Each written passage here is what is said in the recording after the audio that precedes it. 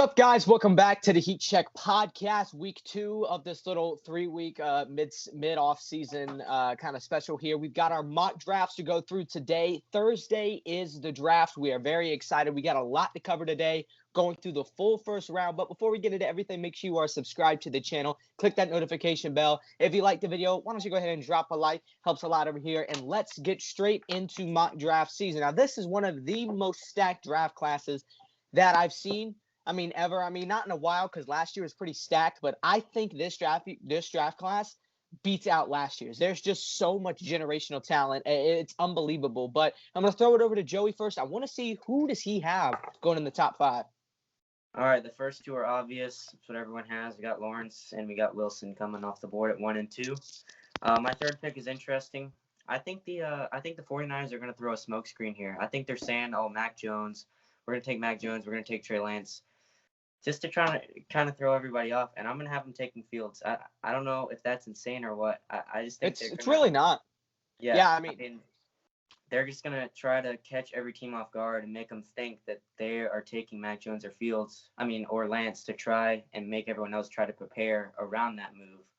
I think Fields is their guy. In the beginning, Fields was their guy, and I think he's the third best quarterback in this draft. That's just my opinion. Some people say Lance has more skill. But Fields has the talent, he has the experience, and I think he's NFL ready. Just something tells me the 49ers are going to go ahead and scoop him up at 3, make it a last-minute decision. Number 4, going Kyle Pitts to the Falcons. Falcons' offense is going to be pretty scary if they end up going Pitts. They could go offensive line. They could even go quarterback. Falcons is probably the most up-in-the-air pick right now in the top 5. Number 5. The Bengals. I'm going to go ahead and take Jamar Chase here. They're going to try and appease their quarterback who wants another weapon, which I really don't think he needs. I think he needs protection. But, he's telling the front office he wants Jamar Chase. They obviously are going to have good chemistry. They put up crazy records in college. Number 6, Penei Sewell to the Dolphins. This is going to be a perfect fit for the Dolphins. They're very lackluster on edge defending on the line and offensive line in a whole. So if Sewell ends up falling to them, that would be a blessing. They're probably very excited that the Bengals are looking at taking Chase.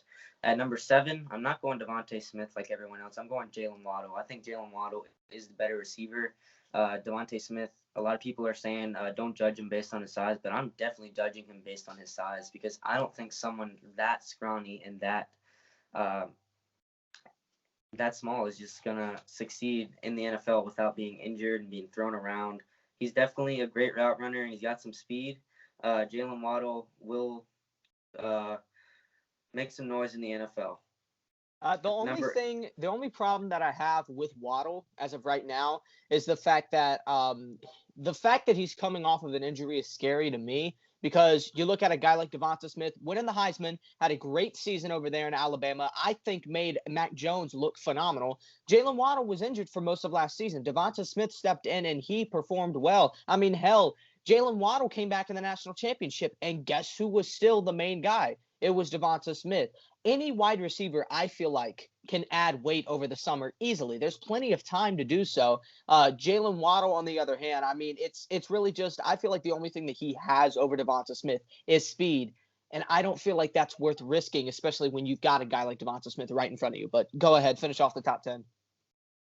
All right, at 8, I'm going to go the other elite tackle in this draft, Rashawn Slater to the Panthers. Panthers really need a tackle, and this is a perfect opportunity for them. They went ahead and got their quarterback before the draft, which was surprising. So now they got to give him some protection.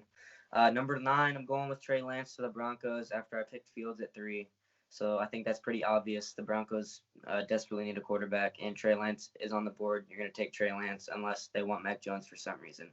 Number 10, the Cowboys, Patrick Surtain. Their number 1 need is defensive backs, and Surtain looks to be the best defensive back in this draft.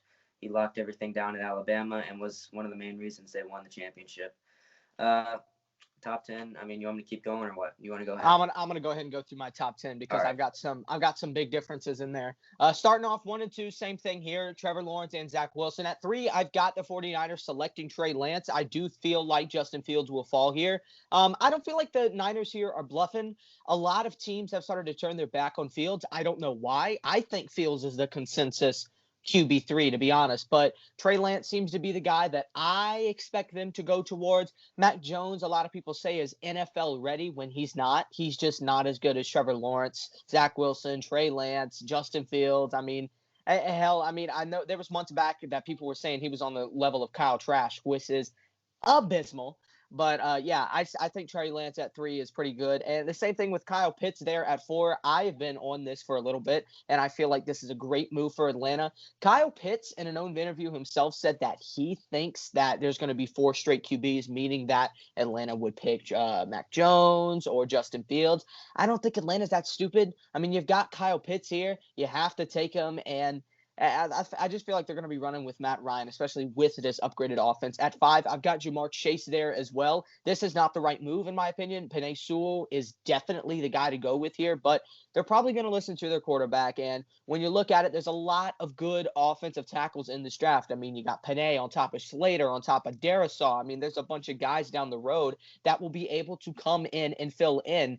Unlike when you look at a guy like Jamar Chase, the obvious wide receiver one, going to be a superstar, in my opinion, that changes an offense. Not really on the same level that an offensive lineman would change an offense. I still feel like Penei is the right move here, but Jamar Chase, I'm not going to hate it. Penei Sewell, though, will go to the Dolphins.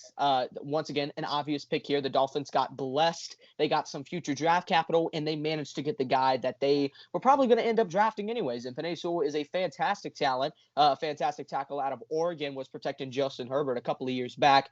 So I'm sure they're going to be happy that he's going to be over there protecting Tua now. Devonta Smith, I have going at 7 to Detroit. I mean, like I said, I pled my case. I feel like Devonta Smith is going to put on that weight, and he just seems like he would fit there better in Alabama.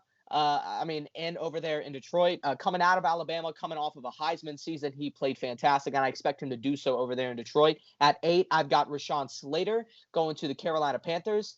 They got to protect Sam Darnold. It's very obvious here, but now you got to wonder who's there at 9. It's Justin Fields. So does Denver go Justin Fields? I see Denver trading back, and guess who's going to trade up? The New England Patriots have expressed a lot, and I mean a lot of interest in trading up for Justin Fields. And either at 9 or 10, I could see it happening. So I've got the New England Patriots trading up to 9 in exchange for their 15th, their 46th, and a future 3rd. All of that's going to Denver. And, the Patriots are going to go up, pick their guy for the future, get Justin Fields, have him come in, kind of understudy over Cam. And if Cam plays like he did last year, hey, guess what? Justin Fields is going to step right in. He's a pretty NFL-ready quarterback, and I do feel like Cam and especially Bill Belichick there is really going to just condition him to be a great guy. I've seen a lot of people say that the Patriots will trade up to maybe like 11 or 12 to pick a wide receiver. And that would be a good move. That'd be a fantastic move. But I feel like they would just be better off staying at 15. But this is the best place, and this is the most logical place for me. I've seen talks that apparently the Patriots are also in talks with the team inside the top 10. It's not disclosed, talking about trading up. And Stephon Gilmore and J.C. Jackson have been thrown into those trade talks. And if Stephon Gilmore is getting thrown into trade talks, that makes me think that they're probably in talks with both Denver and Dallas right now. So if something happens with Dallas, it's probably going to be involving Stephon Gilmore. But I don't think Patriots are going to be doing that. I think they're going to be waiting until either trade deadline or just keep him. And I feel like 9 is a good spot for them. And then at 10, I've got Patrick Surtain. Cowboys get their quarterback for the future, reunite him with Trayvon Diggs, and it's promising to me. Patrick Surtain and Trayvon reuniting up there, I feel like will be a very promising future for our secondary. All right, let's get right into the next 10. Micah Parsons coming off at 11, go to the Giants. They will have a great linebacker tandem with him and Blake Martinez. Is it Martin Blake Martinez? Something like that. It's Blake Martinez. He had a crazy year last year. That's going to be a great linebacker core. Number 12, I'm going to go with Devonta Smith, the guy that I passed on earlier. I think he's going to go here to the Eagles. The Eagles really need a weapon. There's not much else to be said there. They're very lackluster with receivers, tight ends, everything right now. Number 13, I'm going with J.C. Horn to the Chargers.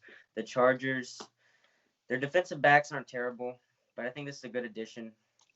Some people have them taking a tackle right here, but I think the tackle is going to go right after them to the Vikings, who have a weak O-line. And Christian Darrisaw, I think, will go to the Vikings right after that. And then directly after that, I didn't make any trade-up drafts or nothing, so I still have the Patriots at 15 selecting Mac Jones. I liked your idea, Brett, of them going up and taking Fields. But I don't know. I think if they know that they can secure Mac Jones, I don't know if they would give up the trade to get up to 9. From But what I've seen, I was about to say the only thing that I've seen that they prefer Justin Fields a lot. And if I'm the Patriots, I'm thinking Justin Fields should have gone at 3, and we're getting him at 9. I mean, it's fantastic. And Justin Fields over Mac Jones is a huge, huge upgrade in my opinion. And then Justin Fields over Cam Newton will soon be an upgrade. It makes way too much sense for them to just sit put with how aggressive they've been off this season. Yeah, absolutely. I agree with that. Number 16, I'm going with the lineman from Alabama, Barmore, to the Cardinals. The Cardinals have a very weak defensive line. We saw it last year. I mean, you got Chandler Jones coming off the edge there, but your interior is pretty lackluster. So you're getting a good defensive lineman right there. Number 17, going Elijah Vera Tucker to the Raiders after the Raiders just traded their O-line this offseason. So I think that they have to take an O-lineman right here. They don't have to, but I really like them taking O-lineman right here. I think they need it the most. And then number 18, Dolphins with their second pick this round are going Rashad Bateman to get themselves a number 3 a number 2 receiver. I mean, he's going to step right in and make some noise for the Dolphins. And after that, I'm going with that guy with that insane name from Notre Dame. I don't even know what to say. Jeremiah Owusu-Koramoah. I think that's how you pronounce it. Yep. He's a linebacker for Notre Dame, and I think he's going to Washington. And number 20, let's go Elijah Moore to the Bears, the wide receiver. All right, starting off at 11, I've got the Giants. When you look at how the Giants are going to perform well this season, I feel like they don't need defense. They don't really need to worry about defense. Now, pairing Micah Parsons up with Blake Martinez would be fantastic, right? But when you look at it, their defense wasn't really their problem last year. It's Daniel Jones. And if Daniel Jones has anything in the tank, he's going to need some protection. Andrew Thomas last year started off rough, looked promising towards the end. And I feel like a good way to compliment him and compliment Daniel Jones is picking up Christian Darrisaw, the tackle number 3 out of Virginia Tech in the draft at 11. It's a good value pick. It's a safe pick, but it's the pick that they need to make if they're thinking, all right, we need to win now. Micah Parsons is a guy that could come in, might be able to fit in their scheme well, but Daniel Jones is still going to be getting sacks. So, I mean, what does it matter if you're not getting in the protection that he needs? And they lost some good offensive linemen as of late. I mean, they lost Kevin Zeitler to the Ravens. And so now that interior is going to be weak and you need some help off the edge. So Darrisaw is going to provide that. At 12, I got Jalen Waddle going to the Eagles. The Eagles, you can't mess this up. If you mess this up and don't pick Jalen Waddle, your franchise should just not exist. I think your Super Bowl should be taken away. You need to pick Waddle here.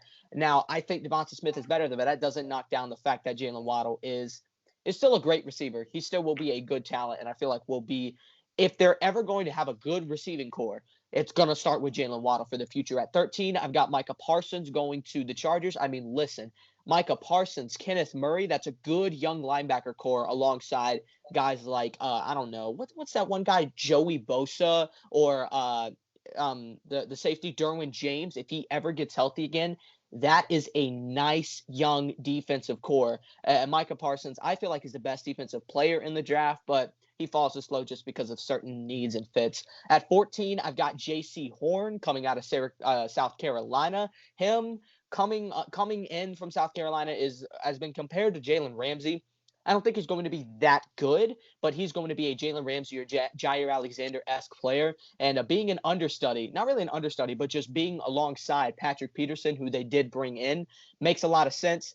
For me, best player available on the board right now, and that defense is definitely going to be buffed up with J.C. Horn being added there. At 15, Broncos traded down, and they get the guy that they probably would have picked already because it's the Broncos. They love tall white quarterbacks, and they're going to pick Mac Jones here at 15. At 16, I've got Caleb Farley from Virginia Tech. Look, a lot of people are afraid of his injury problems. I've seen a lot of positive when it comes to his offseason surgery. Caleb Farley at one point was the CB1, and replacing Pat Peterson with what was at one point a consensus CB1 and Caleb Farley makes too much sense at 16. He fell right into their laps. I mean, either way, they were going to get J.C. Horn or Caleb Farley, in my opinion, and I feel like it's a good pick there.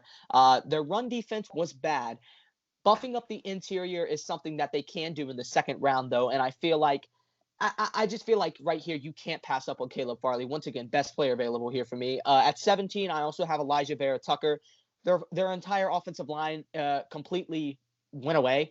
I don't know why they decided to just blow it all up. Probably for cap reasons, but John Gruden, who knows what he has planned. At 18, I got Najee Harris.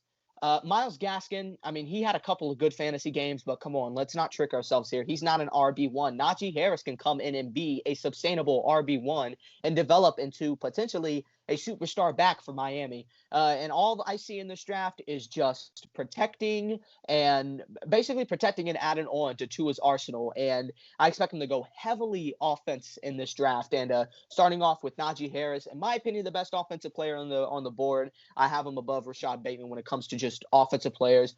Starting off with him and Penei Sewell is a great start to this draft. I got Jeremiah Owusu-Koramoah going to Washington as well. I feel like that is a lock.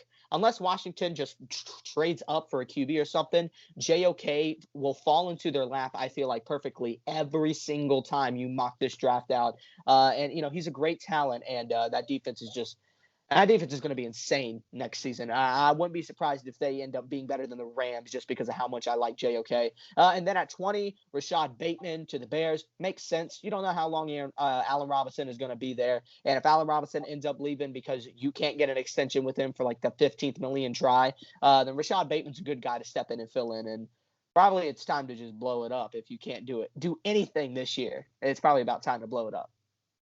All right, 21. I'm going with Mo Rig, the safety, and I think he's going to join the Colts. Number 22, I have Caleb Farley, a lot lower than you did. For some reason, I am going to the Titans, who lost Malcolm Butler. They don't have a true cornerback one, and I think Caleb Farley can fit well there if he winds up falling to them. And then Kwity Paye with the Jets' second pick. This would be a good pick for them. Weak defense all around, weak D-line. Number 24, I have Najee Harris going to the Steelers. Much needed running back. You got rid of James Conner, and you're left with nothing there besides Benny Snell, who isn't going to do anything. And then at number 25, we got Greg Newsome, the corner, going to the Jags. Weak secondary, weak defense all around, just like the Jets. And this would be a good fit for them. At number 26, the Owe guy from off the edge, I guess that's how you say it. Going to the Browns to complement Myles Garrett on the other side. And then at number 27, Jalen Phillips off the edge for the Ravens, who have lost a couple of D linemen this year. And then Terrace Marshall to the Saints. The Saints need a wide receiver to complement Michael Thomas after losing a few guys this offseason. And then Asante Samuel going to Green Bay, sitting there behind Jair Alexander. That's going to be a tough little cornerback duo there. Both pretty physical guys that are pretty fast. So I'm excited to see Asante Samuel come into the league after seeing what his dad did.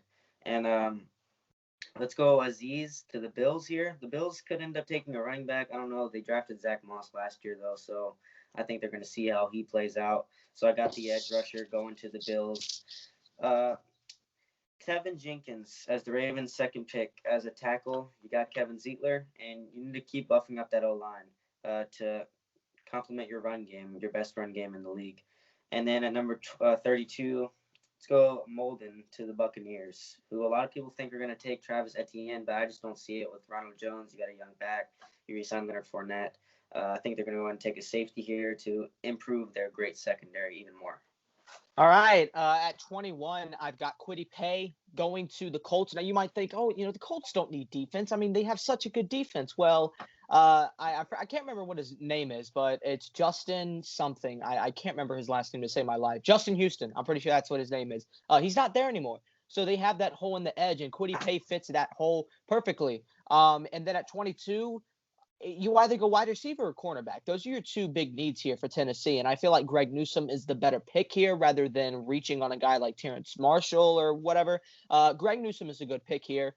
He's probably the fourth best CB. It can be argued up there. I mean, there's some guys that are shooting up boards, which I'll get to later. At 23, got a bit of a shocker here. I got Travis Etienne going to the New York Jets. Now, you might think, oh, wouldn't they go defense here? Well, I mean, they got Quinnen Williams. They're not going to value an interior lineman. And on my board, Barmore's still up here, but I mean, they got Quinnen Williams. You got to think, who did you draft this year? Well, you already got Zach Wilson. You're going to have good tackles in the second round, so it makes sense. Hey, give him some weapons, and the best weapon here, obviously, is Travis Etienne. So I'm going to go him at 23 to the Jets, which means who are the Steelers going to pick? And I feel like Steelers right here, for me, I've got Azeez Ojulari right under Kwity Paye when it comes to best edges in the draft. So I'm going to go Azeez Ojulari. I mean, listen to this offensive line. Azeez alongside Stephon Tuitt, Cam Hayward, and then at the wide linebacker, you got TJ Watt. You cannot pass up on that if you're the Steelers. I know Steelers fans wants to draft a running back so bad, but guess what? There's a guy named Javonte Williams that I think is going to fall right into your laps into the second round. So take this pick because Azeez is very athletic, very all-around well, a great speed rusher when it comes off the edge, and that is just going to beef up that defensive line so much. Christian Barmore, the best defensive tackle in the draft, his fall stops here. He stops here. And Jacksonville at 25, I mean, best player available, obviously. They need everything over there on defense, and this is a fantastic pickup for them. I got 26, Zaven Collins, linebacker out of Tulsa, the best, probably the third best linebacker in this draft. I mean, there's some other guys up there that are competing with him, but Zaven Collins is right there behind JOK, coming out of Tulsa. Makes a lot of sense for the Browns, and once again, Browns add another piece onto that defense. Pretty much the only hole that they had was linebacker, and they get a great guy, a big physical guy. He's just all around a fantastic talent. Terrence Marshall Jr., 27. I got him going to the Ravens. Makes too much sense. You need a wide receiver, so why not pick up, in my opinion, I think Terrence Marshall might not be the better wide receiver against Elijah Moore, but you got to think Elijah Moore is a smaller guy. He's more speedy. Terrence Marshall, he's a more physical guy. He's a taller guy. Compared to Hollywood Brown, he complements Hollywood. You don't want two small wide receivers. You need some sort of physical threat. And, I mean, they don't got Des Bryant anymore. And that was about the only physical threat that I remember from that team last year. So Terrence Marshall definitely fits a lot better. Elijah Moore at 28. Pretty much vice versa here for Baltimore. Elijah Moore he's a little bit smaller in size. He's not as physical as Terrence Marshall, but he's got the speed. He's more of a separator alongside a guy who's a little bit more physical like Michael Thomas. It's all about how that wide receiver too, or slot wide receiver, is able to pretty much how he complements the primary receiver. And then at 29, I saw a report. I mean, I've seen many reports yesterday that a man named Tyson Campbell, cornerback out of Georgia, who was rated good early on, but kind of started to drop down draft boards. There's teams early on, later on in the first round that are looking into drafting him. And the only team up here that I see that really needs a quarterback is Green Bay. So I'm assuming that Green Bay is amongst those teams that are looking at Tyson Campbell. And if that is so, they're probably going to take him here at 29. And I got Asante falling out of the first round. Joseph Asai, 30. To the Bills, they're just going to keep on beefing up that defense. Their defensive line isn't really all that great, but I believe Ed Oliver is a good defensive tackle. He's a young defensive tackle, so he's going to keep on developing. And Asai is a great edge rusher out of Texas. At 31, Samuel Cosmi from Texas is going to be coming in to replace Orlando Brown Jr. So, Ravens in this late first round to get Terrace Marshall and Samuel Cosmi, great. I feel like the trade with Orlando Brown is probably going to shape out well if they make these two picks, because that is a really good draft haul in my opinion. And then at 32, I've got Levi Onwuzurike. That's the best I'm going to do, but he's a D tackle out of Washington. For me, he's the D tackle number 2, right behind Christian Barmore. He looked very impressive out of Washington, and I know I left a lot of talent out of the first round, and I knew I was going to with how I thought the Patriots trade was going to come out, because when you think about it, the Patriots trading up to 9 actually, changes a lot of stuff, because then a lot of teams, they're going to start thinking different, because, I thought Trayvon Moehrig was going to be a Jag for the longest time. I didn't think he was going to be on the Colts, because I thought the Colts would end up working something out with Malik Hooker. He's young enough, they might be able to get him back. And I thought Jags was a good pick here. but then Christian Barmore fell right into their lap. So you got to go best player available. So I got Trayvon Moehrig actually falling out of the first round in order here. I've got Asante Samuel going to Atlanta at the 35th overall pick. I mean, Asante and Kyle Pitts, that's an A-plus draft grade for me. I got Jalen Phillips, who I believe you put in your first round mock. Did you? Mm-hmm. I put Jalen Phillips over there at Denver at 40, and then right after him, I got Jason Owea to Detroit at 41. I got Trayvon Moehrig falling down to Dallas just because when it comes out to every single team who needs a safety, Dallas is pretty much the next man up right behind Jacksonville. And, since Jacksonville picked Barmore, and I feel like they'll end up picking line early on in the second round because, I mean, you can't get a good offensive lineman in the third round if you're looking at all the talent that's up there. So it makes sense for them to go offensive line, help protect Trevor Lawrence even more. And then I got Javonte Williams going down to Pittsburgh. This is a great running back, y'all. Pittsburgh fans, do not be mad. Javonte Williams is a great running back. He's not as good. He's not as good as Etienne. He's not as good as Najee Harris. No, but Javonte Williams is a guy who's able to step in. He's going to be a hell of a lot better than Benny Snell. So just because I didn't mock Najee Harris like everybody else has, don't come after my neck because, I mean, Javonte Williams on top of Azeez Ojulari, that's still a really good haul. And pretty much all of the teams here got good hauls with how confident I am that these teams will be sensible. This is a very good draft class. Where would you say when it comes to talent, how much do you like this draft class? Oh, it's for sure better than last year. I mean, there is just 1 through 32. There's a good pick for every team, and the draft order shapes up to where every team can really get what they need, especially that top 10. And I would love to see the Patriots straight up and get Justin Fields. I mean, if that happens on draft night, I will be ecstatic.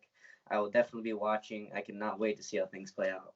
I seriously think it's what will happen. It's not just something I'm throwing in there to make it. It makes sense. It makes way too much sense. And if it's not with Denver, it's going to be with Dallas. If they are really that aggressive, if it's not going to be with Denver, it's going to be with Dallas. And if that's the case, then Denver will probably they'll probably end up messing up and not picking Justin Fields. They might go Micah Parsons. And in that situation, Patrick Surtain will probably end up going somewhere, probably to the Eagles, to be honest. They'd probably pick him over Jalen Waddle. And I would see J.C. Horn or Caleb Farley end up going to Dallas. But that just shows you how big one trade can change the entire landscape of a draft. And it really depends on where the 49ers go with 3, because if they end up taking Mac Jones, then will the Patriots be able to even trade up? You know what I mean? Yeah. Well, will they be able to trade up 1 or 2? Do they even need to trade up? Because, hell, Trey Lance goes at 9.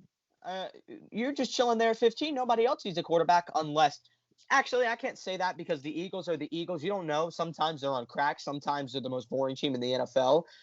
They could pick Justin Fields for all I know. But I think either way, Patriots should play it safe, probably make a trade right before the draft starts or as Justin Fields if he's there or not. Pretty much after 6, I feel like is safe to say. Well, probably 7, honestly, because Detroit, you don't know with them too. But it makes too much sense. And with how it's seeming out, Justin Fields, I see it's a lot more likely that he'll be a Patriot rather than him being a Bronco or 49ers, in my opinion. But guys, that is all that we have. A huge mock draft, huge trades, a huge amount of talent. I've got a lot of guys falling out the first, but that's just because so much stuff in these mock drafts. They make too much sense to the point to where not everyone can have what they want because, I want this guy. Well, I mean, you need this dude. I mean, Cowboys could trade up and pick Kyle Pitts because of how infatuated we are with him, but we need Patrick Surtain. That's why we're not trading up. I mean, there's so many players that you want versus what you need, and that's what's important. And sometimes these teams get caught up in that, which is why draft night is so entertaining to watch. So we'll be back next week. We're going to be talking about day 2 and day 1, day 2, maybe even day 3. We're going to see how it all plays out. And guys, that's our mock draft. That's our mock draft for this year. Final. We're not going to be making any sort of updates, no changes next week or whatever. We'll see you next week. I'm so excited for this draft. And with all that said, make sure you are subscribed to this channel. Once again, click that notification bell if you haven't already. Like that video if you like this mock draft. Thank you guys for watching. We'll see you next week. Have fun watching the draft. Peace.